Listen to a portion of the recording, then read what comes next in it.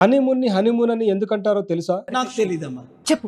99% మందికి ఈ విషయాలు తెలియదు. కొత్తగా పెళ్లి చేసుకున్న తర్వాత సమయం దొరికినప్పుడు కొంతమంది విదేశాలకు, కొంతమంది దగ్గరలోని ప్రదేశాలకు వెళ్తూ ఉంటారు. కొత్త జంటలు కలిసి వెళ్ళడం ఒక ఆనవాయితీగా మారింది.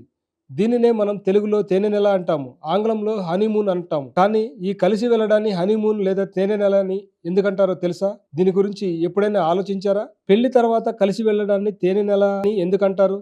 వివిధ సమాచారం, చరిత్రను పరిశీలించిన తర్వాత అనేక కారణాలు వెలుగులోకి వచ్చాయి. ఆ సమాచారం అంతా ఈ కథనంలో తెలుసుకుందాం. పెళ్లి తర్వాత కలిసి వెళ్ళడాన్ని తేనె నెల అనే పదాలు ఎలా జత చేశారో ఇప్పుడు తెలుసుకుందాం. మొదటి వివరణ ప్రకారం తేనె నెల అనే పదం మూలం బాబిలోనియాలో ఉంది.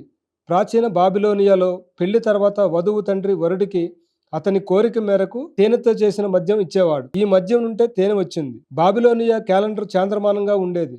అక్కడి నుంచి నెల వచ్చి ఉండవచ్చని భావిస్తున్నారు. అంతేకాకుండా ప్రాచీన హన్రాజ్ అట్టిలా కాలం నుంచి ఒక ఆచారం వాడుకలో ఉంది. పెళ్లి తర్వాత ఒక నెల పాటు ప్రతిరోజు ఒక పాత్ర నిండా తేనెతో చేసిన మద్యం కొత్త జంట తాగవలసి ఉండేది. కొత్త సంబంధం సంతోషంగా మధురంగా ఉండాలనే ఉద్దేశంతో ఈ ఆచారం ఉండేది. అక్కడి నుంచి తేనె నెల పుట్టిందని భావిస్తారు.